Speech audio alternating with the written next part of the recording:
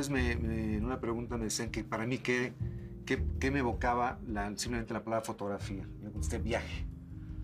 Juan Villoro, que también estuvo en esas entrevistas, decía que uno de los misterios de la realidad es que sucede lejos. Entonces, pues, a mí me ha tocado desde chico viajar mucho. Después de que me empecé a dedicar a la fotografía, pues realmente la relación del viaje con la fotografía van de la mano, ¿no? Es junto con pegado. Yo creo que son más las imágenes que se van, que se te ocurren, que dices, ay, ya se me fue, que las que se quedan. Por miedo a tomarlas, por muchas razones que suceden al fotógrafo, ¿no? Estás trabajando en la calle, ¿no?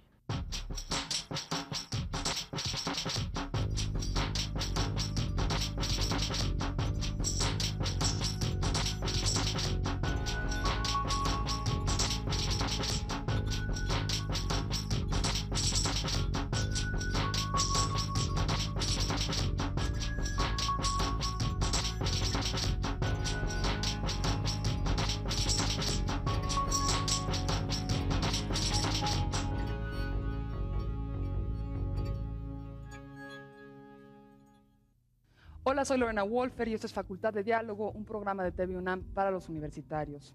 Estamos hoy en el auditorio de la ENAP, la Escuela Nacional de Artes Plásticas, y vamos a conversar con ENIAC Martínez. ENIAC Martínez nació en la Ciudad de México en 1959. Estudió en el International Center of Photography de Nueva York, aquí en la ENAP y en el Instituto Cubano del Arte. Ha participado en muestras colectivas alrededor del mundo y hasta la fecha ha expuesto individualmente en 35 ocasiones en Estados Unidos, Europa, México, Centro y Sudamérica. Cuenta ya con varios libros dedicados a su obra, como El Camino Real de Tierra Adentro y Mixtecos. Ha recibido distintos premios como el que otorga la revista Mother Jones para fotografía documental y la beca Fulbright por su proyecto Mixtecos. Su obra ha sido publicada en el Independent Magazine, el Daily Telegraph, National Geographic, México Indígena, Luna Córnea y La Jornada, entre otros.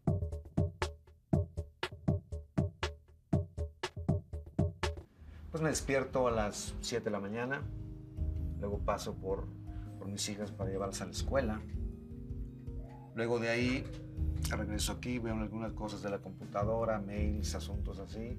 Estoy haciendo ahorita un trabajo en la catedral toda la mañana, luego voy a comer por ahí al centro, luego regreso a la catedral y ya vengo de regreso. En la tarde trato de estar con mis hijas más rato. Y luego ya, no me acuesto muy tarde, 11, 12. Estoy como la mitad del tiempo aquí, la mitad del tiempo trabajando fuera. Entonces pues me la paso de tingo en tango. Pues mis hijas es lo más importante. Una tiene 15, la otra tiene 13. Y pues trato de estar lo más cerca con ellas. No, sí les hago mucho caso a mis hijas en cuanto quieren opinar de mi trabajo, sí les hago mucho caso. Yo creo que es fundamental las ideas y que te dan los compañeros de trabajo, los amigos o gente que incluso no se dedica a la fotografía, ¿no? Y sobre todo en la parte de edición, pues tengo muchos amigos que saben lo que es el proceso de edición, que les consulto todo el tiempo, ¿no? ¿Cómo la ves? ¿Esto funciona? ¿No funciona? Hasta que se va. Yo creo que al fin y al cabo un libro acaba siendo, pues el libro lo firma uno, pero acaba mucha gente participando, directa o indirectamente.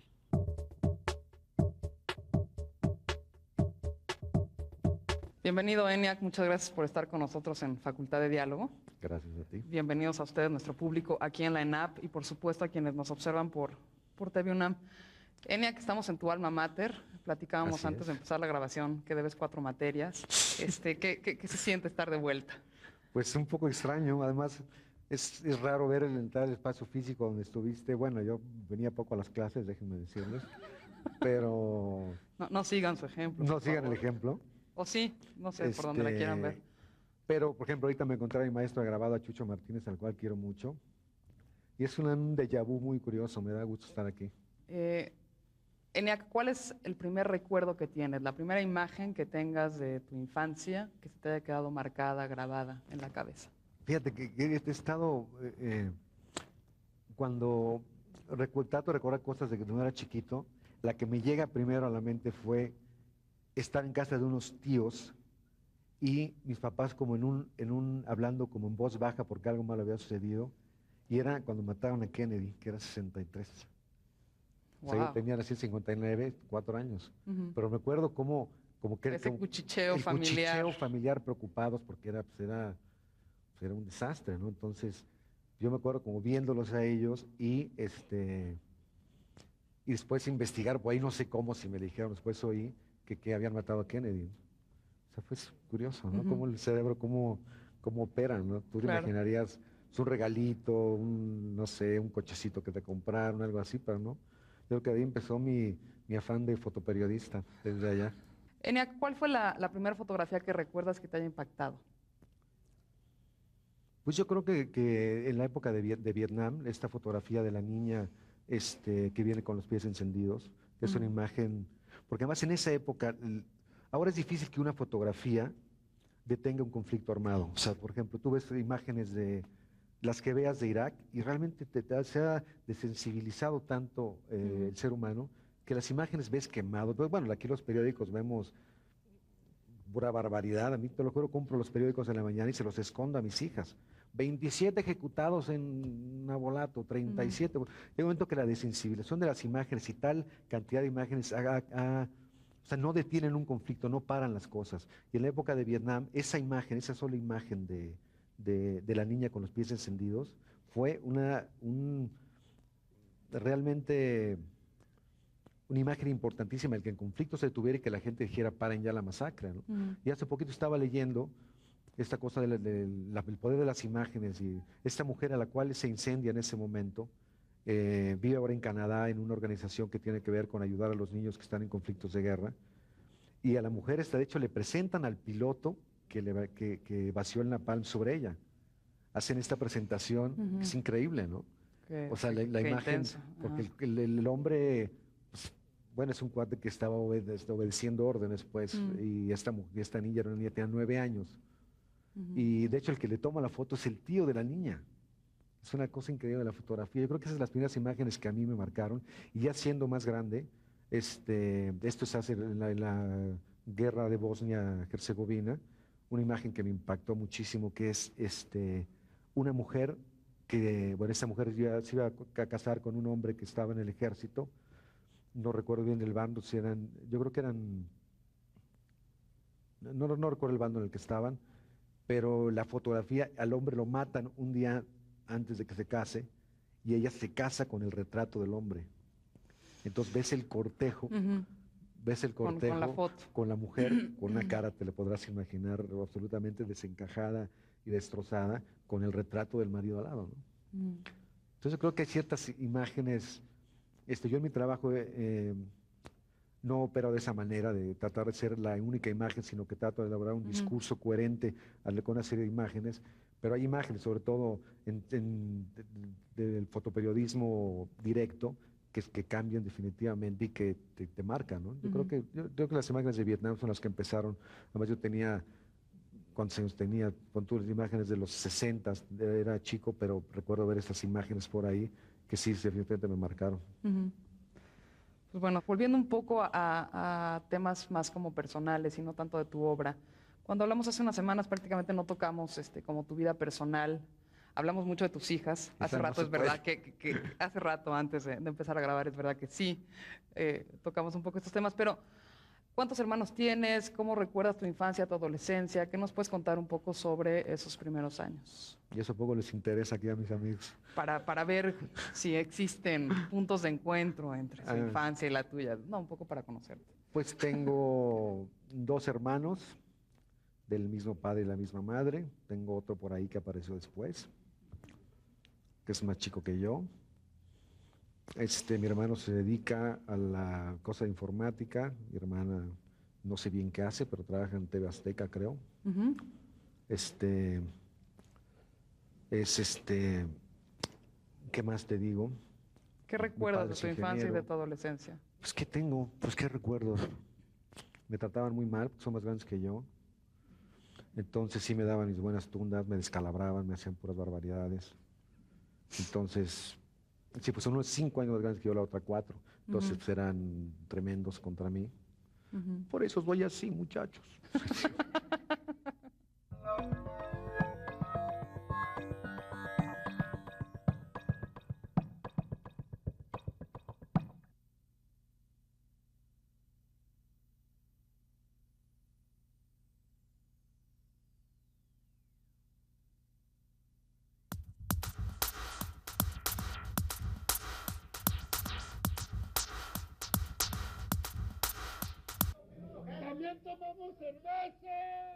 Y yo trato de tener la mejor relación con los sujetos que fotografío. A veces se puede, a veces no tanto, ¿no? A veces tienes el tiempo, a veces no lo tienes. A veces hay que pedir permiso para tomar una fotografía y a veces no. Entonces, depende, es que depende de todas las... Yo creo que no hay una sola manera de trabajar, sino muchas formas de trabajar. Yo tuve un estudio que compartí con Carlos Omonte, como 4 o 5 años, pero luego realmente yo no soy un fotógrafo de estudio, no trabajo mucho en el tipo de proyectos que se desarrollan ahí, ¿no? Cuando no estoy fuera trabajando, pues estoy mucho tiempo en la casa, que es donde tengo la computadora, donde hago todo el trabajo pues, de edición del material, de arreglar una computadora cuando trabajo digital, haciendo las cosas que no hice, tratando de organizar mi archivo, que no hice cuando estaba trabajando. Yo es lo que trato de hacer en los proyectos que hago, después lograr que se comuniquen las fotografías entre sí y que hagan un discurso con una coherencia. Me pasa que parto desde cero. Yo no sé si yo encuentro al proyecto, el proyecto me encuentra a mí, ¿no? Está buscando voz para salir y de repente se topa conmigo, ¿no? Mira, hay un fotógrafo americano que se llama Alex Webb que dice que las tres, lo que pasa es que lo dice en inglés, obviamente, las 3 Ws del fotógrafo es walk, wait and watch. O sea, camina, observa y espera. Entonces, pues yo creo que tiene mucha razón, ¿no? Y además yo soy como desesperadillo de naturaleza, pero pues tienes que ir, o sea, buscarle y buscarle y buscarle y buscarle a un lugar, a un sitio y tratar de explotarlo hasta realmente ver que no tienes nada que hacer ahí. Todo depende del lugar desde donde estás viendo, ¿no? Entonces igual no estás viendo desde el lugar correcto. Entonces creo que hay que irse moviendo hasta que encuentres ese punto en donde las cosas empiezan a suceder y casi siempre suceden.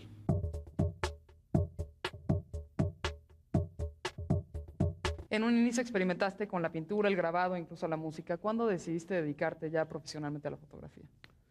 Pues fíjate que las profesiones, bueno, esto de saltar de profesión en profesión, yo creo que a mí me sirvió mucho. No sabía el clásico que no tiene, o sea, no había una vocación clara, más o menos sabía por dónde quería ir. Entonces empecé de músico, estaba en la Escuela Nacional de Artes Plásticas, digo, en la Escuela de Música. Entonces me tocó el cambio, estaba en San Cosme y la pasaron a Coyoacán. Entonces empecé a estudiar la carrera de composición, pero a la par vivía de la guitarra, tocaba. Yo empecé tocando mi primer concierto, me acuerdo, tocando una canción en el Sindicato Mexicano de Electricistas con un cantante chileno que se llama Ángel Parra, ¿Qué hijo canción? de Violeta Parra. ¿Qué? ¿Y qué canción era? Era una serie de canciones que se llamaban Sobre una casa de Pisagua, y yo me acuerdo que tocaba un instrumento que se llamaba el tiple. Un poco ridículo, pero bueno. Y el charango. Esa era la época. Entonces, después de ahí entré en un grupo que se llamaba La Nopalera, que fue un grupo como importante en los 70s. Entonces, para mí fue importante porque empecé con una serie de viajes y fue para mí como mi diarios de motocicleta, ¿no? Porque era conocer Centroamérica, que yo quería conocer Centroamérica, y era la época de la revolución de Nicaragua, era la época cuando estaba en el mundo dividido, que era mucho más divertido, a mi parecer. Entonces, pues estuve en Guatemala, Salvador, Honduras, Nicaragua, Costa Rica, Panamá, Colombia, Venezuela, Brasil. Y eso para mí, tenía yo 19 años, como que me abrió mucho la perspectiva hacia el mundo, ¿no? Aunque ya había tenido experiencias, pues, digo, no quiero comparar, pero difíciles o sea, no compartías con un niño de mi edad. Cuando tenía 13 años, vivía en Chile, me tocó el golpe de Estado en Chile. Como fue la primera vez de que tuve una relación con lo que era la vida real, ¿no? O sea, porque aquí yo jugaba fútbol americano en los Pumitas, y de repente me trepo en un avión, y lo siguiente que veo es afuera de mi casa un tanque estacionado, ¿no? Con 13 años. Entonces decía, bueno, ¿qué está pasando aquí? Yo no sabía qué pasaba en Chile. Mi padre, de hecho, era embajador de México en Chile. Entonces, después de este golpe de Estado, querían que la Embajada de México asilara gente, y por tanto querían presionar. Entonces intentan hacer secuestrar a un miembro de la familia, y quien era el más chiquito, el más mensote, pues yo. Entonces, de hecho, el secuestro lo hacen, pero la gente que está infiltrada en la casa para decir todo, para delatar todo, se arrepiente y llama, y me bajan del camión y se hace el secuestro y no pasa nada, ¿no? Además, yo recuerdo, tú querías hablar de mi vida privada, de mi vida personal. Yo recuerdo que la casa era una casa muy chiquita, entonces empezaron a construir en la parte de arriba, aunque era una casa como muy europea, ¿sí? Empezaron a construir unos cuartitos ya para todos, ¿no?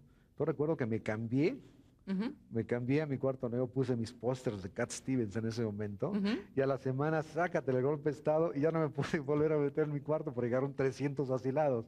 Ajá. Entonces, eso bueno, me da por esta cosa o sea, en ese momento como estaba dividido el mundo, pues la canción de protesta, que era lo que había ahí, me meto mucho en estas cosas con los grupos más,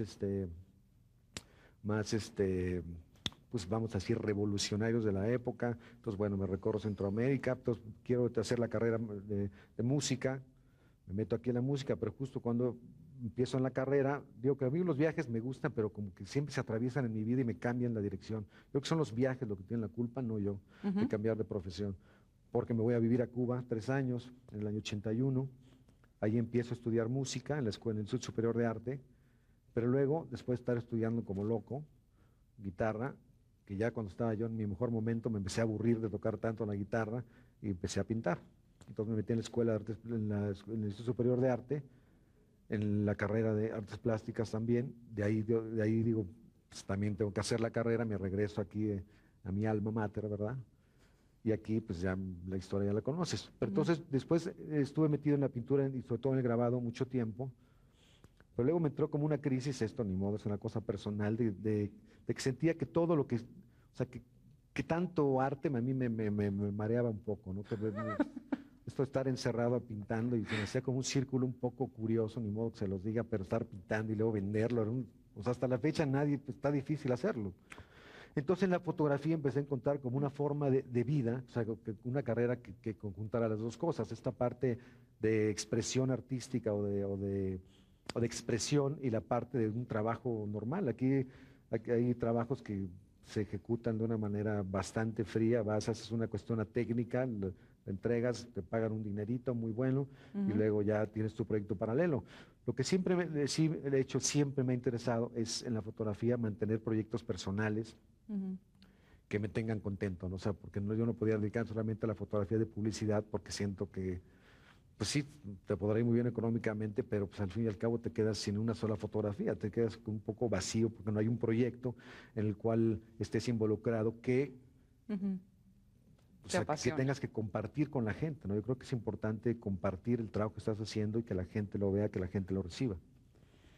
Dejando la fotografía de publicidad para otro momento, y hablando ahora ya de tu obra, para la serie Mixtecos, que documenta a esta comunidad en el proceso de migración, digo, te encontraste con un sinnúmero de personajes, ¿no? Desde Don Noé hasta la gente de la pizca. ¿Nos puedes contar un poco cómo fue tu relación con algunos de estos personajes y cómo fue el proceso de fotografiarlos? Ajá. Bueno, para los que no conozcan, yo he hecho más bien tengo tres proyectos fundamentalmente, ¿no?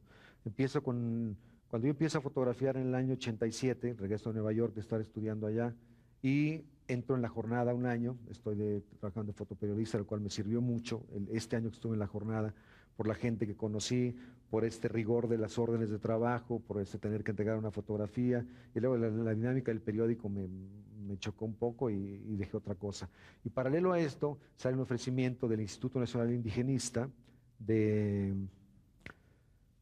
de ir a fotografiar a la región mixteca. Ellos Mm. no querían, no sabían en ese momento exactamente qué querían. El enfoque era más antropológico, era una cuestión como de ir diseccionando el grupo mixteco, que a mí yo soy fotógrafo, no soy antropólogo, no soy, aunque tenga, Mm. entonces prefiero darle un punto de vista fotográfico sin duda a lo que hago, Claro. ¿no? Entonces, más que hacer una cuestión del mercado, una cuestión del mundo indígena tal y como lo habíamos venido viendo, Ujú. yo me enfoqué sobre el tema de la migración, porque pues, esto lo sigues viendo ahora, ¿no?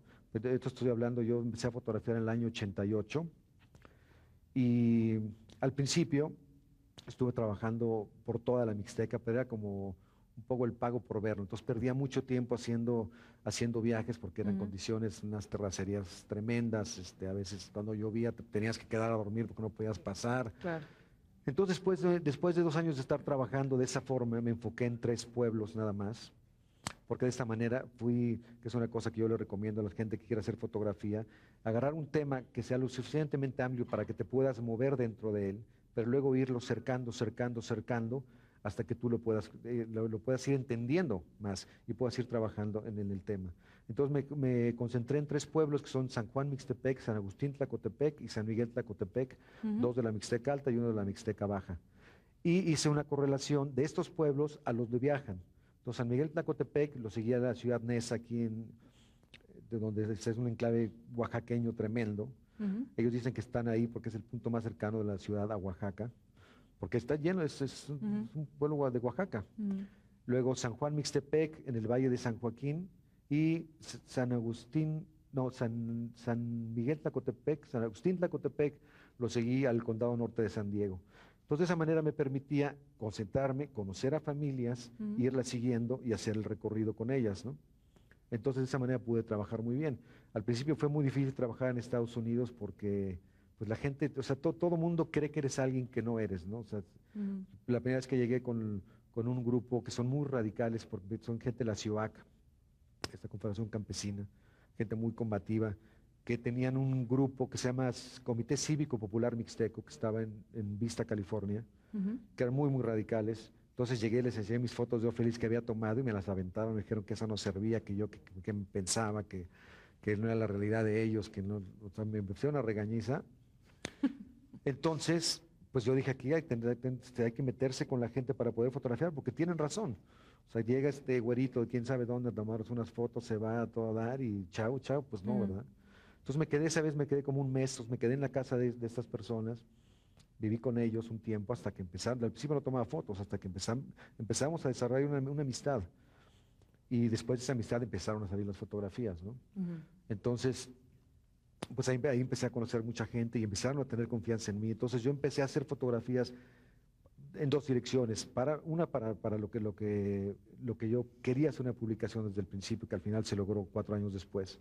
Empecé a hacer fotografías para el libro y fotografías para ellos, porque hacían pósters de cosas, por ejemplo, hacían cosas que eran realmente enternecedoras. Por ejemplo, gente que de veras vive al día, trabajando al día, y por ejemplo moría un amigo de ellos, un campesino, y todo el mundo a pagar para el féretro para traérselo a México, que eso sigue pasando, ¿no? Estos grupos de apoyo a mixtecos, que son a mixtecos o a diferentes grupos de diferentes estados de la República. Hay una red de ayuda que funciona muy, muy eficazmente. ¿Este proyecto cambió tu visión del fenómeno de la migración entre México y Estados Unidos o reforzó una serie de ideas que tú tenías anteriormente? Yo creo que sin duda cambió, porque cuando pues el hecho de estar ahí, por ejemplo, yo me crucé también la frontera con ellos, el hecho de estar ahí en ese momento y de darle un nombre y un apellido y ver que tienen familias a la gente que mira y que no es solamente una cifra, pues definitivamente que te cambia tu manera de ver las cosas, ¿no? Yo no quería en el libro hacer un libro que fuera tan directamente, estos son los buenos y estos son los malos, porque creo que es mucho más complejo de esa manera. Sería muy fácil decir, no, es que los gringos son los malos, porque son los ojetes, porque no sé qué. Sería muy fácil decirlo, pero también del lado mexicano hay cosas terribles. ¿Por qué la gente se va? O sea, hay una cosa que aquí hay que empezar, una cosa que no han logrado decir, que por qué la gente se va a trabajar a otro lado, pues porque aquí no hay por dónde. Pues por más que hagan un plan migratorio y esto, si no se solucionan las condiciones de vida aquí en los pueblos expulsores de migrantes, no se va a solucionar el problema migratorio. Claro. Entonces aquí realmente al final del proceso, pues acabas, por supuesto, teniendo una empatía con la gente que se va, porque se requiere un valor muy grande para hacer lo que hacen, para agarrar tus chivitas e irte como marinos, yo digo, porque se van 6, 8 meses, ¿no? No sé si ha cambiado la migración de los mixtecos, porque en ese momento es una migración eminentemente rural. Por ejemplo, los zapotecos que van a Los Ángeles, ciudades más urbanas, tienen trabajos mejor pagados y trabajos ya que tienen que ver con la vida de una ciudad. O sea, son meseros, son garroteros, están en la construcción, están en trabajos, vamos a decir, a un mejor nivel. Los mixtecos estamos hablando, por lo menos en los años 70, en los años 80, de una migración prácticamente campesina. Sabía de 2 sopas, o iban a trabajar en los campos, que es el trabajo más pesado, o de un trabajo que le dicen roofers, que trabajan en los techos poniendo los trabajos más difíciles, ¿no? Entonces, es conocido, por ejemplo, que las leyes ya han cambiado un poco en Estados Unidos, pero en la época que yo trabajaba, les fumigaban encima a los trabajadores, o sea, pasaban los aviones para fumigar arriba con los trabajadores abajo, porque pues, no puedes parar la producción, ¿no? Así son los países capitalistas. Entonces, la gente se empezó a morir. Para más, no sabían ni siquiera por qué se morían. De repente les da un dolor en el pecho, porque cuando la gente moría es porque estaba totalmente intoxicada. Claro. O sea, ya no había nada que hacer, o sea, ni siquiera al doctor, porque ya tenían, perdón, el veneno va entrando y lo va asimilando el cuerpo, y cuando llega a un nivel que ya se satura, pues vas para abajo y te mueres, ¿no? Entonces había una serie de campañas para poder, para concientizar a la gente de que se lavara las manos, porque las fumigaban encima, ¿no? Entonces yo me acuerdo la primera vez que llegué, porque yo oía que ellos vivían en los mismos campos, adentro de los terrenos. Y al principio como que no lo creía, y la primera vez que entré, porque todo es ilegal, o sea, no puedes entrar a los campos, porque los campos son propiedad privada, casi siempre todos no sé si decirle capataz, o los que regentean ahí el lugar son mexicanos de una generación más antigua de viaje, que son terribles, son peores que los gringos, peores, porque es este hombre que ya tiene tiempo ahí, y por alguna razón se ensaña contra el mexicano. Es cuando cruzas la aduana, por ejemplo, para entrar a cualquier ciudad de Estados Unidos, yo siempre me formo con el más redneck gringo que hay ahí, porque si agarras uno, cuatro de un chino, un japonés, un mexicano, que están defendiendo su terreno, dice ahí viene otro, ¿no? Te la arman de cuento para poder entrar.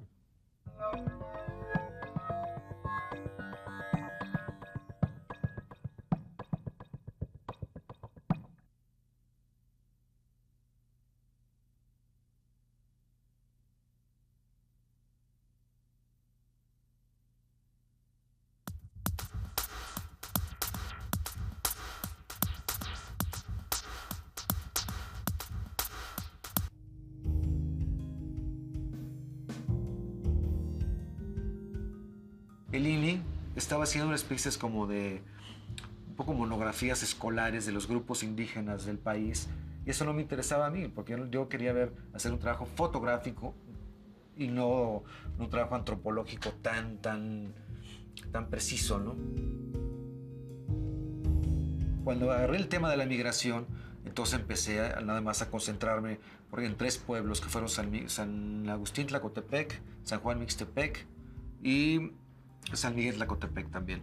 Y después hice relaciones de estos 3 pueblos con la Ciudad de México, con el Valle de San Joaquín y con el Condado Norte de San Diego. Tuve que estarme 15 días primero casi sin tomar prácticamente fotografías, viviendo con ellos en un sofacito que tenían. O sea, desde hacer todo con ellos, hasta empezar a agarrar una confianza y vieron qué tipo de proyecto quería yo hacer, ¿no?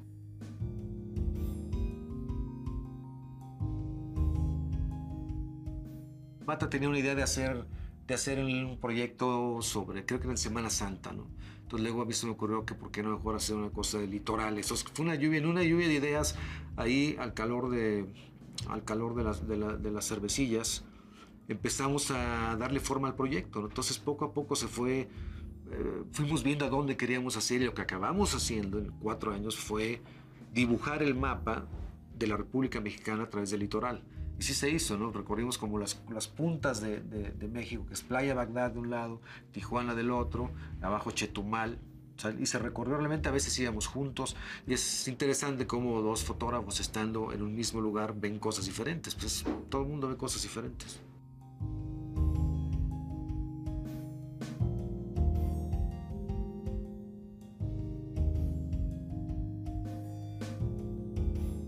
Bueno, el Camino Real de Tierra Adentro son estos 3,000 kilómetros que unían la de Ciudad de México con Santa Fe, Nuevo México. Lo que me atrapó fue este viaje a través del tiempo, ¿no? Porque este México, el clásico Plaza de las 3 Culturas, pues es el México de las 20 culturas, ¿no? Aquí estuve fotografiando 6 años y la gente a veces me pregunta que por qué tanto tiempo. Le digo, lo que pasa es que solamente hay un 12 de diciembre, solamente hay una Semana Santa al año, y hay una cantidad de cosas que están sucediendo en ese momento que yo quería abarcar lo más posible, ¿no? Estamos hablando casi de 3,000 kilómetros de distancia, y sobre todo es un viaje a través de la historia y del tiempo, ¿no? Estamos hablando de una ruta que si bien tiene vestigios prehispánicos a lo largo de la ruta, pero pues es todo el desarrollo desde 1598 hasta la fecha que fue trazada la ruta.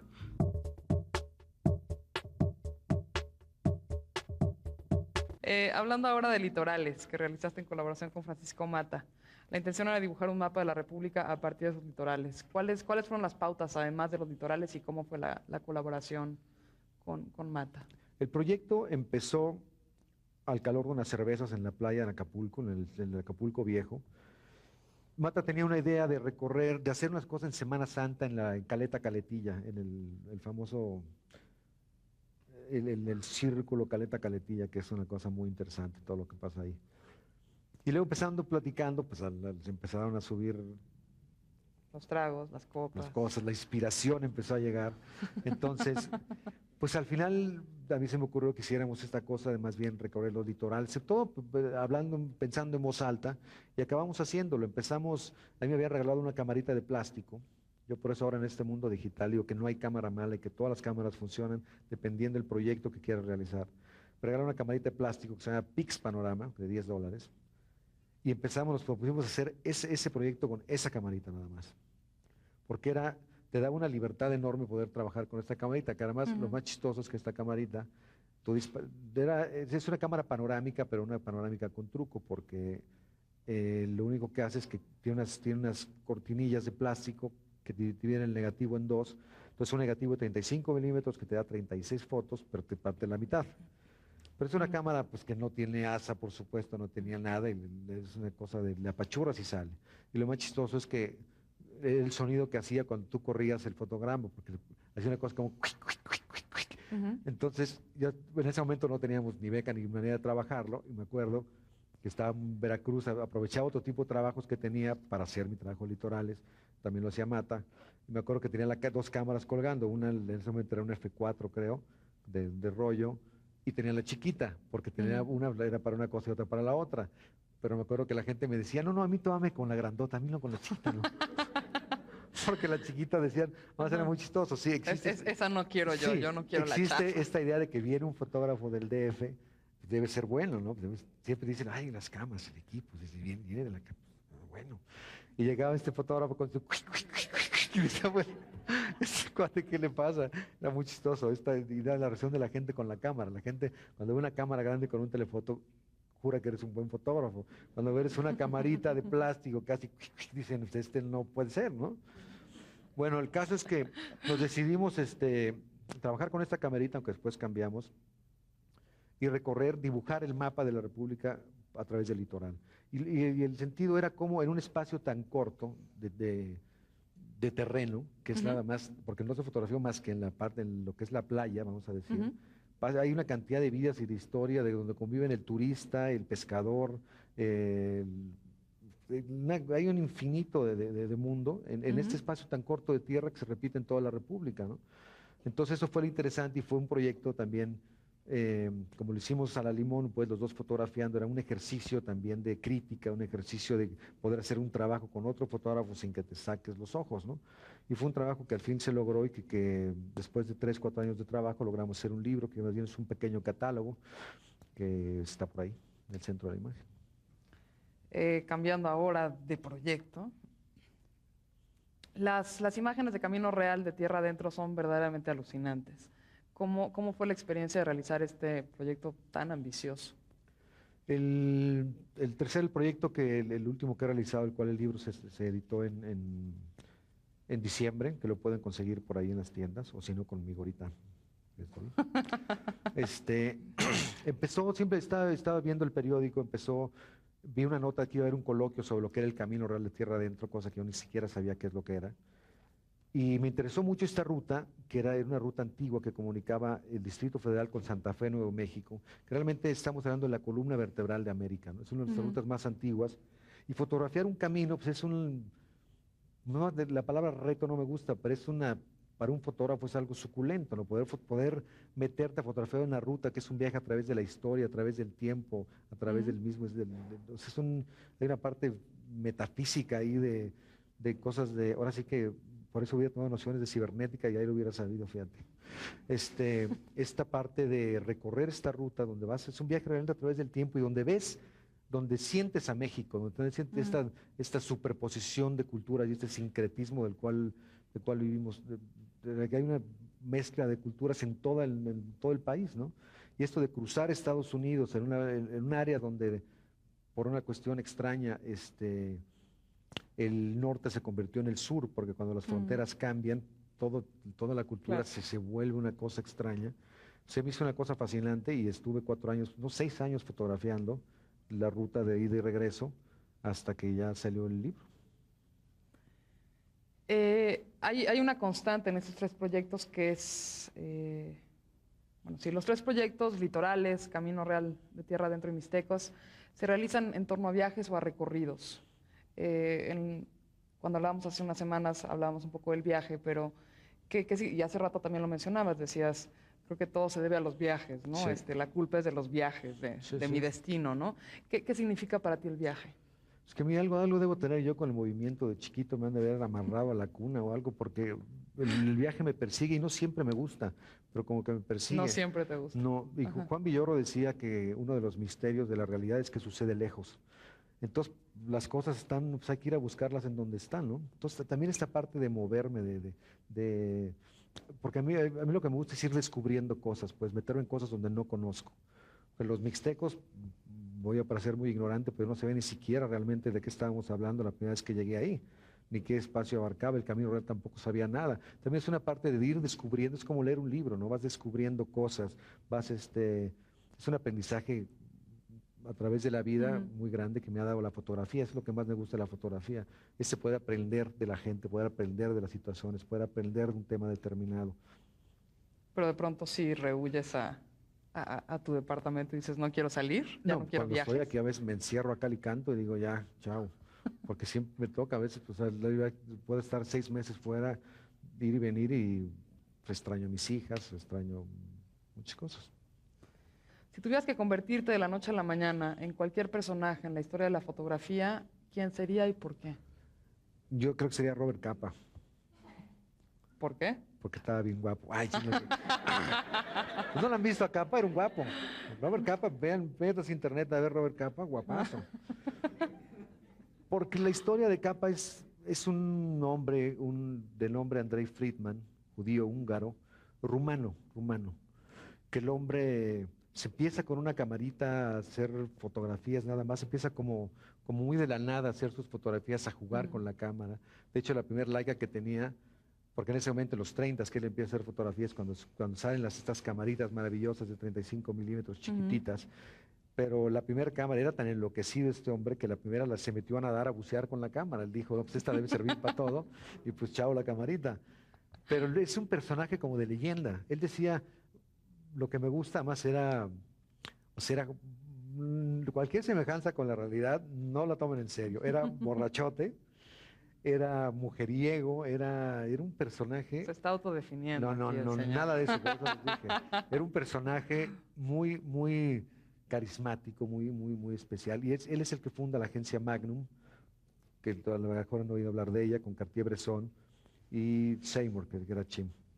Leo Capa decía que cuando él, ser un personaje, le pone Magnum a la agencia por la botella de champaña, esta Magnum grandotota, y por la pistola la Magnum, ¿no? Entonces él decía que cuando no estaba en la guerra, en el lodo, era un bombiván que estaba en el hipódromo jugando cartas, amigo de John Huston, era un personaje con estas cosas como uno vive, ¿no? Cuando estás trabajando, pues estás en el lodo, en el fango, en el y luego llegas ahí, pues tienes otro tipo de vida, ¿no?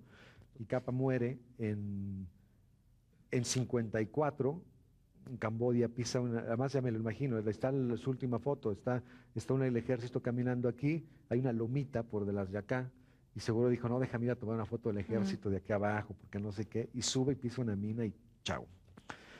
Pues que es una muerte elegante para un corresponsal de guerra.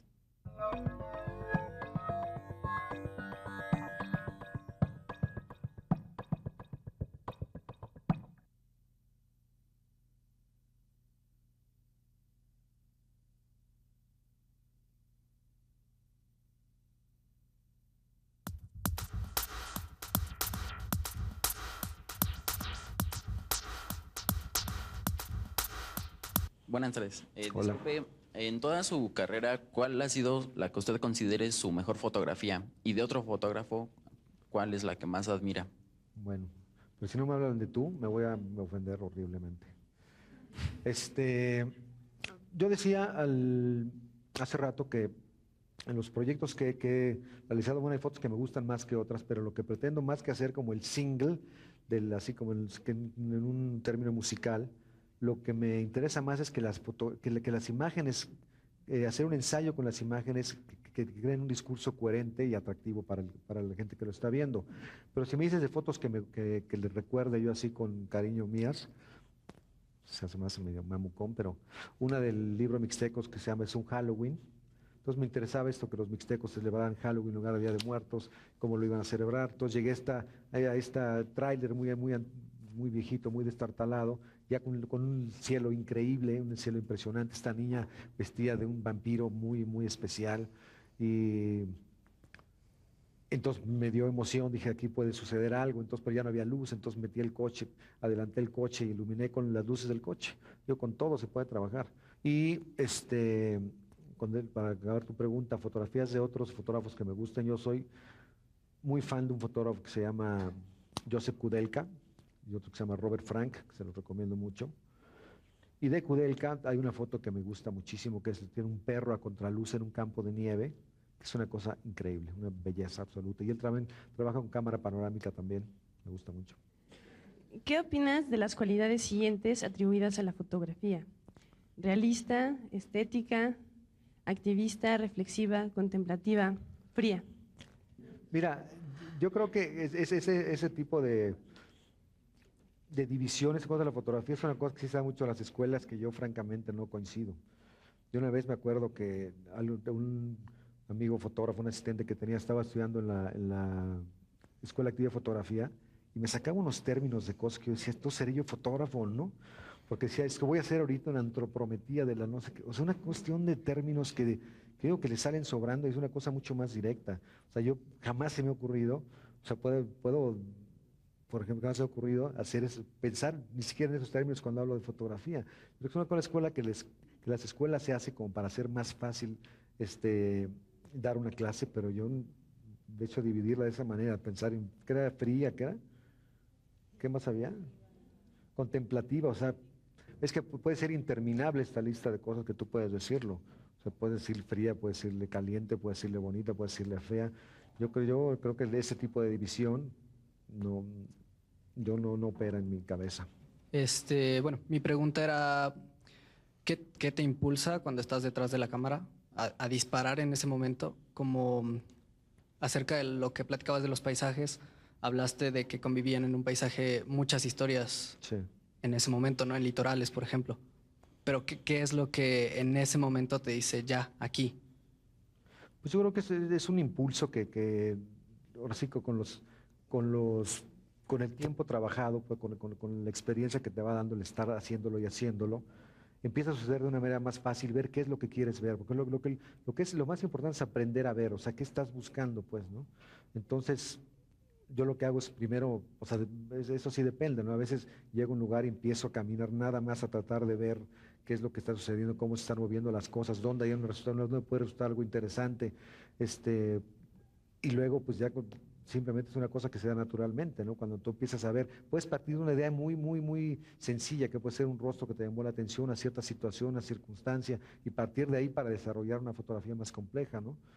Por ejemplo, Salgado, alguien habló ahorita de Salgado decía que había un momento después de estar fotografiando tanto que las cosas empezaron, y eso me gusta de la fotografía, que las cosas como que se empiezan a mover de una manera, es curioso decirlo, pero fotográfica, porque tú estás pensando todo el tiempo ya en este rectangulito y cómo están los planos, cómo se va moviendo todo, cómo se va acomodando, y es la parte más bonita. Y Salgado decía que justo cuando estás fotografiando hacia alguna dirección, él recomendaba darte 360 grados la vuelta, porque empiezas a generar tú cosas como fotógrafo, que se empieza a mover todo de una manera. Una fotografía es una cosa, la cámara es una cosa. No sé por qué a la gente le llama tanto la atención ver a un cuate con una cámara trabajando. O sea, entonces, es como un imán. Yo una vez estaba en el carnaval de Veracruz y había, ya sabrás, mulatas bamboleando las caderas salvajemente en estas cosas. Y yo estaba tomando una foto y todo el mundo volteándome a ver a mí.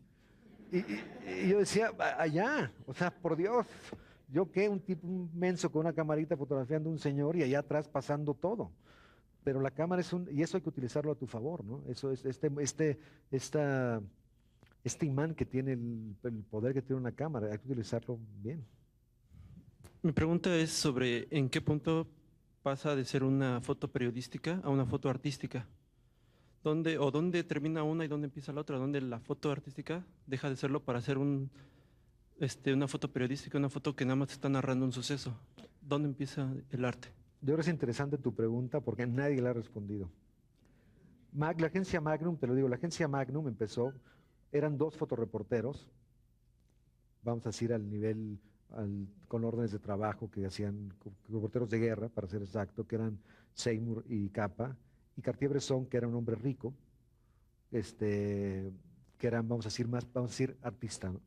Entonces Capa le decía, esto en inglés porque si no no tiene sentido, Capa le decía a Cartier-Bresson que si quería conseguir trabajo, dijera, porque él dice que Cartier-Bresson decía que él era surrealista, ¿no? Entonces decía este juego de surrealist y journalist, le decía, periodista y surrealista, le decía a Capa, pues si quieres conseguir trabajo, no digas que eres surrealist, dile que eres un journalist, porque el otro pues, era así como trabajo. Entonces siempre, desde que empezó, yo creo que la fotografía ha estado, la gente se pregunta eso, si uno es artista, si uno es fotógrafo, si uno es no sé acá, no sé acá, y la verdad creo que es muy difícil responder eso. Creo que es una pregunta extrafotográfica que está en la gente que lo ve. O sea, cómo algo se empieza a convertir en otra cosa, cambiando su significado, de una cosa que se planteaba un registro directo de algo, cómo puede ir por alguna razón extraña ir agarrando un valor diferente. Por ejemplo, hay una fotografía de Cornel Capa, hermano de Robert Capa, creo que es la única buena que tiene porque ese no es bueno, que es una fotografía de la parte de atrás de la silla de John F. Kennedy. ¿Ves? Con Kennedy yo traigo algo, ¿eh? Traigo ahí. Hay una conexión. ¿No seré yo John John? ¿Te acuerdas de John John? ¿Podría ser? Eso no, porque eso ya no. Hay una foto, es la silla presidencial y dice atrás The President y lo único que se ve es la cabeza de Kennedy.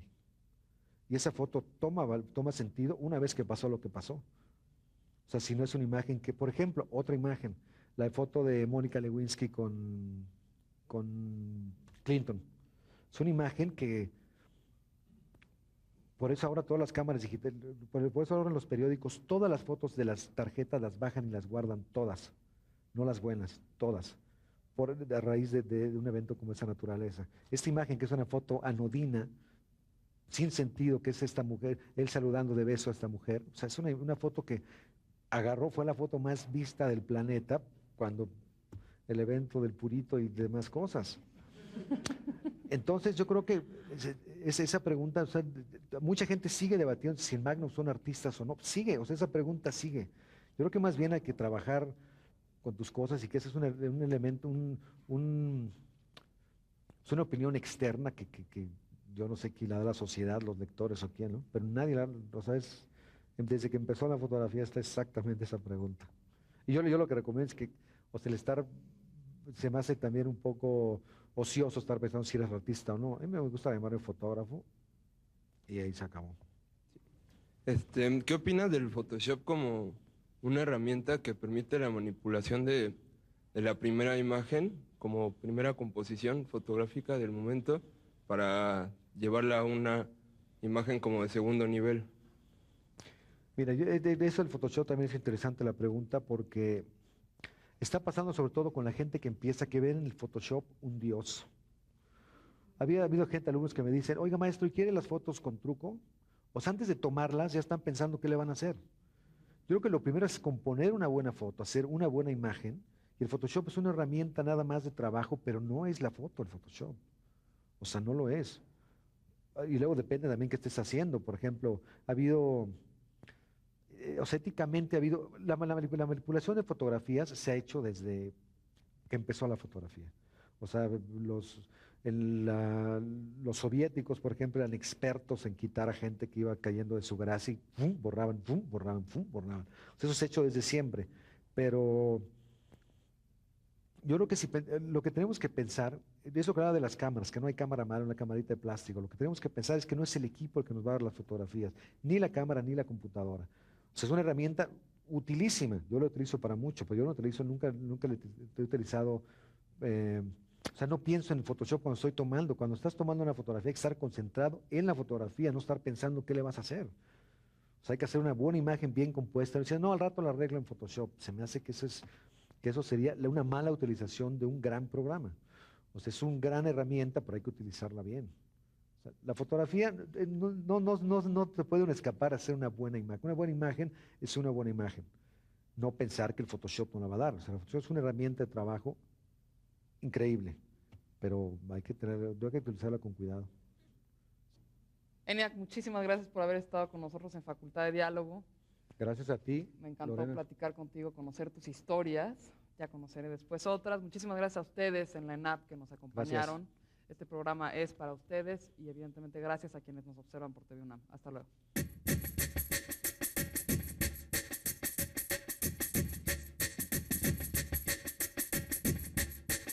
Fundada en 1785 bajo el nombre de Real Academia de las Artes de San Carlos, antecedente de la actual Escuela Nacional de Artes Plásticas, la Academia de San Carlos es la institución más antigua de América en su género y en sus más de 200 años de existencia ha sido un escenario primordial de la cultura mexicana. En 1929, cuando se declaró la autonomía universitaria, se dividió en la Escuela Nacional de Arquitectura y Escuela Central de Artes Plásticas. Desde 1933 se le conoce con el nombre que la rige hasta hoy y en 1953 Arquitectura fue trasladada a su actual recinto en Ciudad Universitaria. En 1979, la ENAP se mudó a sus nuevas instalaciones en Xochimilco. Actualmente, se imparten ahí las licenciaturas en Artes Visuales, Diseño y Comunicación Visual, y el plantel Academia de San Carlos está abocado al posgrado. Desde su fundación, esta institución ha sido semillero de artistas mexicanos que han alcanzado fama internacional, como José Clemente Orozco, Diego Rivera, Rufino Tamayo y Manuel Felgueres, por mencionar tan solo algunos.